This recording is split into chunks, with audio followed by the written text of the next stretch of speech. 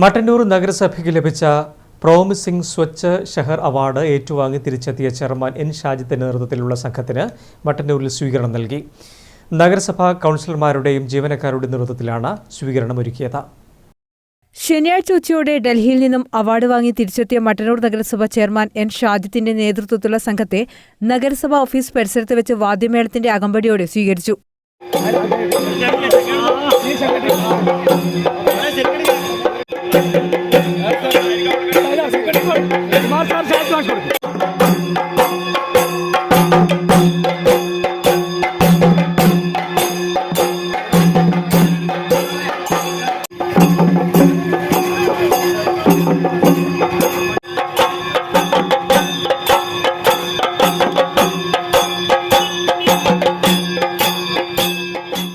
ഭരണസമിതി, ആരോഗ്യ വിഭാഗം ജീവനക്കാർ, ശുചീകരണ ജീവനക്കാർ, ഹരിതകർമ്മസേന, കുടുംബശ്രീ പ്രവർത്തകർ തുടങ്ങിയവർ ചേർന്നാണ് സ്വീകരിച്ചത്.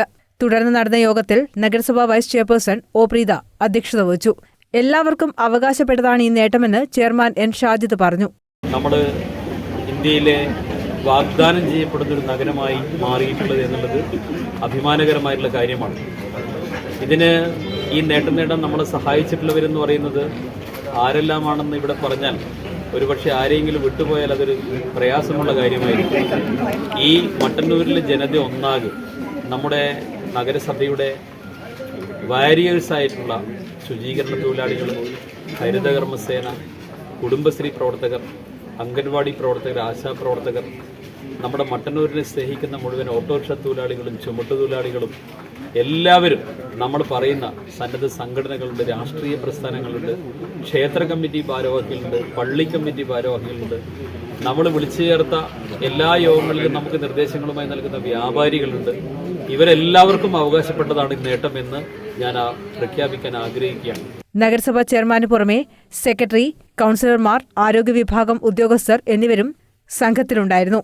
ശുചിത്വ മാലിന്യ സംസ്കരണ പ്രവർത്തനങ്ങൾ ഏറ്റവും മികച്ച രീതിയിൽ നടത്തിയതിനാണ് മട്ടന്നൂർ നഗരസഭയെ തേടി ദേശീയ അംഗീകാരമെത്തിയത്. നഗരസഭാ സെക്രട്ടറി രാകേഷ് പാലേരി വീട്ടിൽ, clean city manager K Kunhiraman, health inspector P Prasad, K Majeed, M Madhusoodanan തുടങ്ങിയവർ സംസാരിച്ചു. News bureau, Mattannur.